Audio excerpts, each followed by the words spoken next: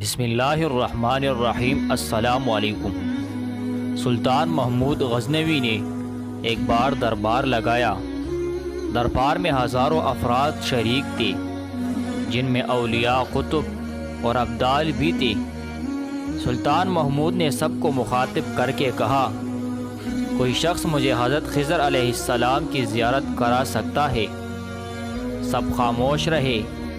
دربار میں بیٹا ایک غریب دیہاتی کھڑا ہوا اور کہا، میں زیارت کرا سکتا ہوں۔ سلطان نے شرط پوچھی تو عرض کرنے لگا، 6 ماہ دریا کے کنارے چلہ کاٹنا ہوگا، لیکن میں ایک غریب آدمی ہوں، میرے گھر کا خرچہ آپ کو اٹھانا ہوگا۔ سلطان نے شرط منظور کر لی۔ اس شخص کو چلہ کے لیے بیچ دیا گیا اور گھر کا خرچہ بادشاہ کے ذمے ہو گیا۔ 6 ماہ گزرنے کے بعد سلطان نے اس شخص کو دربار میں حاضر کیا اور پوچھا تو دیہاتی کہنے لگا، حضور کچھ وظائف الٹے ہو گئے ہیں، لہٰذا 6 ماہ مزید لگیں گے۔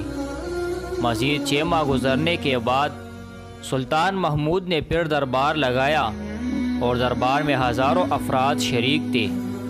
اس شخص کو دربار میں حاضر کیا گیا اور بادشاہ نے پوچھا، میرے کام کا کیا ہوا؟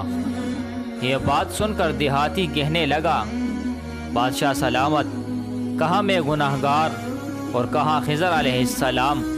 میں نے آپ سے جھوٹ بولا، میرے گھر کا خرچہ پورا نہیں ہو رہا تھا، بچے بھوک سے مر رہے تھے، اس لیے ایسا کرنے پر مجبور ہو گیا۔ سلطان محمود غزنوی نے اپنے ایک وزیر کو کھڑا کیا اور پوچھا، اس شخص کی سزا کیا ہے؟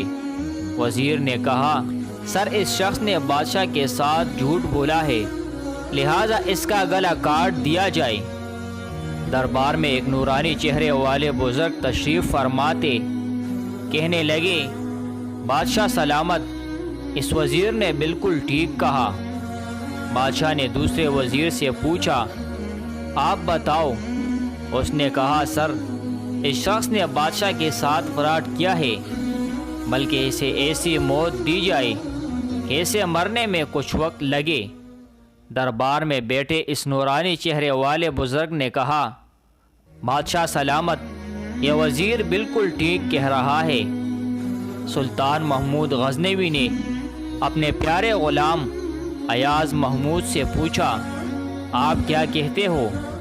ایاز نے کہا، بادشاہ سلامت، آپ کی بادشاہی سے 1 سال ایک غریب کے بچے پلتے رہے، آپ کے خزانے میں کوئی کمی نہیں آئی اور نہ ہی اس کے جھوٹ سے آپ کی شان میں کوئی فرق پڑا۔ اگر میری بات مانو تو اسے معاف کر دو، اگر اسے قتل کر دیا تو اس کے بچے بھوک سے مر جائیں گے۔ ایاز کی یہ بات سن کر محفل میں بیٹا وہی نورانی چہرے والا بابا کہنے لگا، ایاز بالکل ٹھیک کہہ رہا ہے۔ سلطان محمود غزنوی نے اس بابا کو بلایا اور پوچھا، آپ نے ہر وزیر کے فیصلے کو درست کہا، اس کی وجہ مجھے سمجھائی جائے۔ بابا کہنے لگا، بادشاہ سلامت، پہلے نمبر پر جس وزیر نے کہا اس کا گلا کاٹا جائے وہ قوم کا قصائی ہے، اور قصائی کا کام ہے گلے کاٹنا۔ اس نے اپنا خاندانی رنگ دکھایا، غلطی اس کی نہیں، آپ کی ہے کہ آپ نے ایک قصائی کو وزیر بنا لیا۔ دوسرا جس نے کہا اسے کتوں کے آگے ڈالا جائے، اس وزیر کا والد بادشاہوں کے کتے نہلایا کرتا تھا، کتوں سے شکار کھیلتا تھا، اس کا کام ہی کتوں کا شکار ہے، تو اس نے اپنے خاندان کا تعارف کرایا۔ آپ کی غلطی یہ ہے کہ ایسے شخص کو وزارت دی جہاں ایسے لوگ وزیر ہو، وہاں لوگوں نے بھوک سے ہی مرنا ہے۔ اور تیسرا ایاز نے جو فیصلہ کیا، تو سلطان محمود سنو، ایاز سید زادہ ہے۔ سید کی شان یہ ہے کہ سید اپنا سارا خاندان کربلا میں ذبح کرا دیتا ہے، مگر بدلہ لینے کا کبھی نہیں سوچتا۔ سلطان محمود اپنی کرسی سے کھڑا ہو جاتا ہے اور ایاز کو مخاطب کر کے کہتا ہے، ایاز تم نے آج تک مجھے کیوں نہیں بتایا کہ تم سید ہو؟ ایاز کہتا ہے آج تک کسی کو اس بات کا علم نہ تھا کہ ایاز سید ہے، لیکن آج بابا جی نے میرا راز کھولا، آج میں بھی راز کھول دیتا ہوں۔ سنو اے بادشاہ سلامت اور درباریوں، یہ بابا کوئی عام ہستی نہیں، یہی حضرت خضر علیہ السلام ہے۔